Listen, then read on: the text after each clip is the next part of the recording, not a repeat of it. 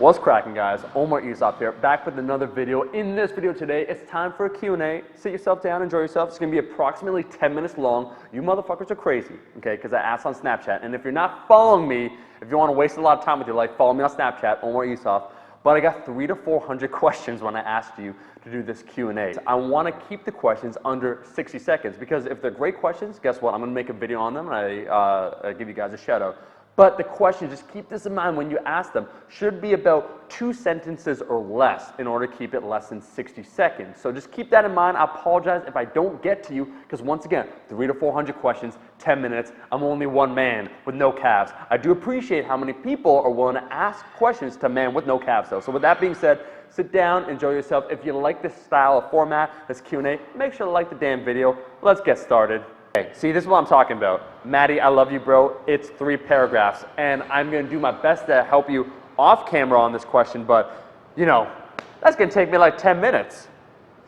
Well, here we go. We got Dino Bambino. He has a question. He wants to know, hey, man, my weight actually hasn't changed at all, but I noticed that my measurements, like my arms, just my physique, how it looks, I'm building muscle. What the hell is going on? Is this a bad thing? What should I do? I'm a relatively new lifter. Guess what, son? You got those newbie gains. That's the feeling. You know, when people say they chase that first feeling, the first love, the first time they take crack, don't do crack, kids, where they get that first feeling, that first elation, that's newbie gains for lifters. And here's what's going on with your body. Essentially, it is possible to build muscle and lose fat at the same time, but they're rare occasions. One of them, the most prominent one, is when you first start lifting. As long as your calories are around maintenance or maybe even a little bit more, because your body has extra adipose tissue, you haven't been moving around a lot, you have atrophied areas in your body where the muscle is just withered away due to inactivity, you are a prime candidate to get a lot of gains. And so what's happening is that your body's hungry for growth. There's a new stimulus that's occurring. You're challenging your body to try and get better. So you're building muscle at the same time of having a little bit of a recomp. So your weight is staying the same despite you building muscle because you're also losing a little bit of fat. This won't last forever. What you'll need to do, if you like the way things are going, is slowly increase your calories over time and keep on this, what we like to call that lean bulk. There's no reason why you should get fat. I've been there, I've done it, I did it multiple times, not a good look. Nobody likes it, except maybe your bros. It's like, man, all you can eat pizza, put that olive oil on that shit. But it's a sad life, keep to that lean bulk. You're doing great, man, congratulations. That's exactly, Mr. Bambino, what everybody wants. Aaron Jacob wants to know, my dog is wondering what effect will the Ollie lifts have on your physique? I mean, a lot of people honestly have asked me that question straight up, and I think, thank you, Mr. Ruffmeyer, for the question. I think that honestly, weightlifting isn't the most efficient vehicle, much like strict powerlifting, in order to build an impressive physique. And here's what I mean. When it comes to trying to build muscle, there is an approach for that. There is a way of combining multiple things at once. I think a bigger muscle overall has more potential to be stronger, to be more explosive, all those things. But just strictly doing one thing, like if you're just to do weightlifting or just to do powerlifting, how to compare to, let's say, a natural bodybuilder whose only goal is to build muscle, the guy that's a natural bodybuilder is going to build more muscle because his training is solely focused on that. I think that what weightlifting will do for me is make me just a better overall athlete, right? Be, once again, a little bit more explosive, I have more mobility. It'll transfer over to some of the lifts that I want to do, like my squat, the overhead press, things like that. But in terms of physique, it's not the physique that I'm going after. It's that performance, that feeling of trying to excel at a given sport. So it's sport performance rather than physique. The physique will be a byproduct, and that will be supplemented by doing additional work outside of the weightlifting, if that makes sense. Ed Boxer, dude, there's literally questions that was coming in like as I'm answering some. What workouts to get your forearms bigger? I mean, how many minutes do you have in a day? What are you currently doing? Do you currently have an account to multiple adult websites? I would say that I think that growing large forearms, not that it's overrated, but it is kind of a byproduct of everything else. I think that for natural individuals, you only have so much time in the gym. You can only do so many different movements. I think some static holds, some working on your grip strength is a great way indirectly to work on forearm growth. I think that once again, if we take a look at the totality of your physique, we only have so much time. Doing direct forearm training in addition to everything else, I would throw in more grip training. You could just Google that. There's a lot of great routines on that, which will, as a byproduct, help increase your grip strength, but also increase the size of your forearms. How do you keep yourself from wanting to throw up from eating while bulking? This might sound like a silly question, but I actually can totally relate. As someone else that doesn't have the largest appetite, and my caloric intake necessary in order to build muscle is honestly higher than I'm comfortable eating on a daily basis. You just got to get used to it. I would drink a lot of I would drink a lot of I drink a lot of water to expand my stomach early on in the day and get me kind of acclimated just to handling more food, more liquid, more everything into that there stomach. I'll start with a big-ish breakfast. I find if I do that intermittent fasting, it actually reduces my appetite. So I would try and just eat as much as I can, as frequently as I could. And I would find some days, straight up, I'd be looking at that oatmeal, just having like an existential crisis as I'm looking at it, just wondering why. Like, why am I doing this to myself? But it's something that eventually over time your appetite does increase and you get more used to it.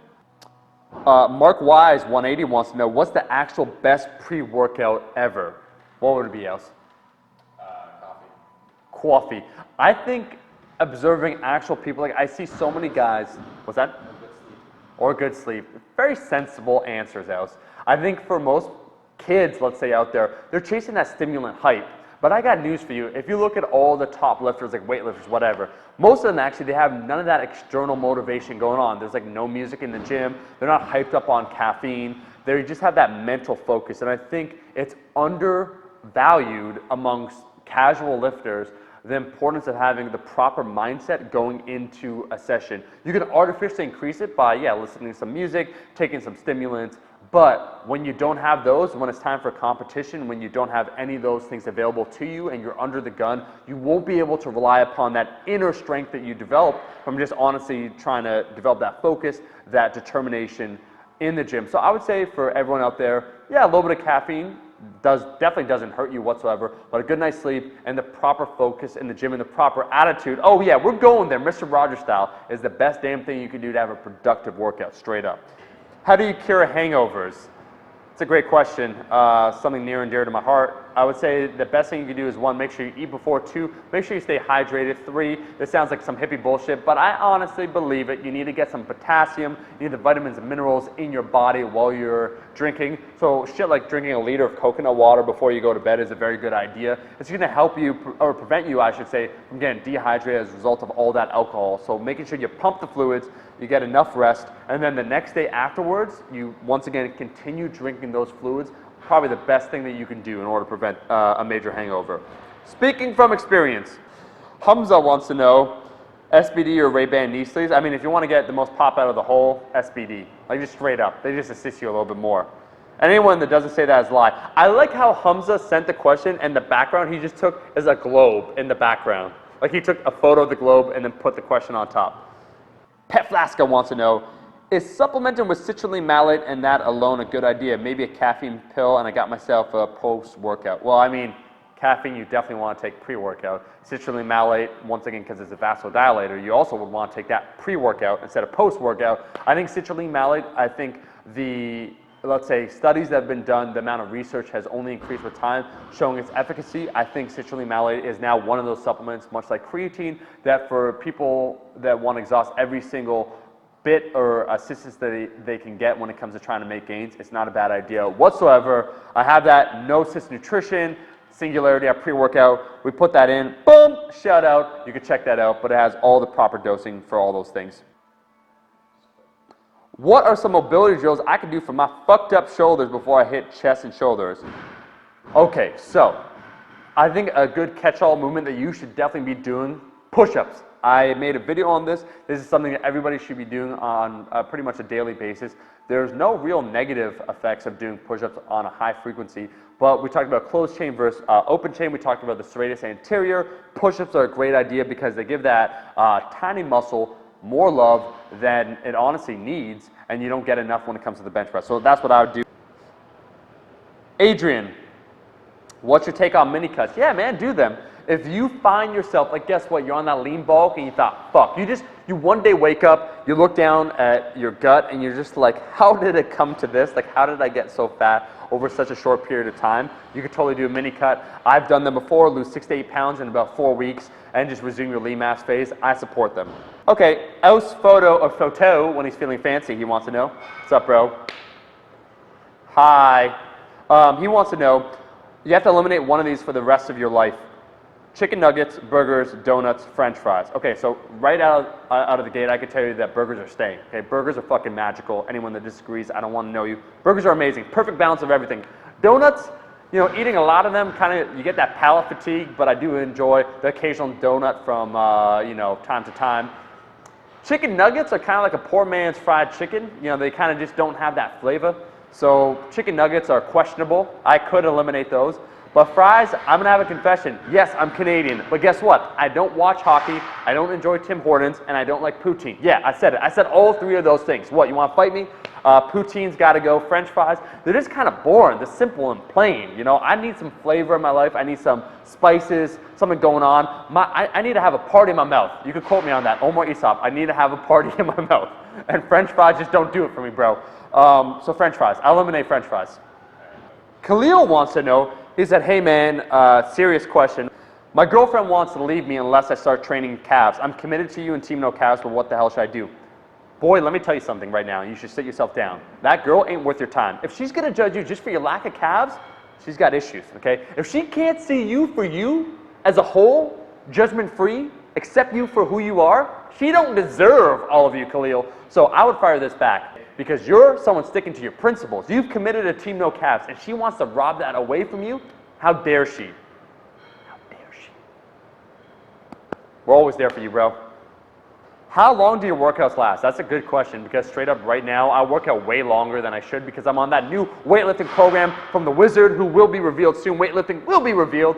It takes me, honestly, like 2 hours to go through just the weightlifting portion, not including the squats and the strength and the other, you know, things for building muscle. So I train 5 times a week, 2 hours weightlifting, and then it's at least an additional 30 minutes, an hour of strength training. So now I'm in the gym the most amount of time I have ever been. I am hashtag super dedicated because new year, new me. I got those goals. Man, I got to achieve those goals. So I'm going to do it. I'm going to do all of them. I'm going to do the damn thing. Will Gaunt wants to know, if you weren't lifting, what other sport would you have done instead?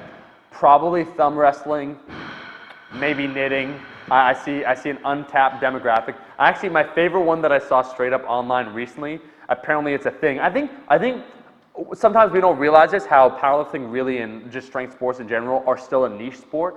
I saw online there's like a tag like sport where it's a real thing where you have to catch the other person, and there was like a finals. And there was actually a finals, believe it or not, for like a rock, paper, scissors, and the grand prize was $50,000, more than anything in powerlifting. So I mean, knitting, maybe. Thumb wrestling, who knows? I think I could be pretty quick at it. Finger cooking. Aww. This guy just said, I thought it was a super sweet idea that you got a dog for your girlfriend. It shows how much you care. That's really nice, man. Bitch! Have you ever watched Breaking Bad? Bitch! Wow, that was the worst. Fuck you. Fuck you. That was horrible. Do one better. Bitch. I wish we could mic you up to see how shit your fucking impression was. You're going to call me out. So that was a bad impression. I admit I did not do a good one. But then for you to think that you had a good one, bro, you got a high self-esteem. Tay Bay, I love your name. To shit or not to shit before your workout? Okay, let's just like settle this right now. If you don't shit before your workout, I don't want to know you, because you got to do that shit shower, enter the gym clean. There ain't nothing respectable about sharding yourself in the gym or letting some leaky farts out. I one time, this is not even a joke, okay? This is not even a joke. There was a I'm laughing just thinking about it. There was a dude at the gym that's pretty noisy, and like he sharded himself while he was squatting, and he just like peaced out. Like he didn't even unrack the weight. He was doing, I think it was like 245 or something, squats. He just left. And I think that tells you everything. You definitely want to make sure that you shit before the gym so an accident doesn't happen. Because when you got a lot of weight on your back, you're not thinking like, oh, how do I look? You're just thinking, please don't let me die. And so I think it would be a sad reality to let that happen. Well, guys, that is the video with the setting sun. It's time that I am done because I've answered so many damn questions. It's time I get out of here. Thank you so much for watching the video. You made it all the way to the end of the video. What the hell are you waiting for? Like the damn video. Get this to over, how many likes, Else? 3,000? 3,000 is good? 20. 20, oh, 20 likes. We can definitely do 20 likes. 20,000. 20, why are you always unrealistic? That's a problem with you. You're unrealistic. 20, 100K, bro. 100, get this video to 100K. It might not even get 100,000 views, but it'll get 100,000 likes. Just like the damn video. I gotta go now. I gotta reflect on myself. I'll be seeing all you guys, my rascals, in that next video. Peace.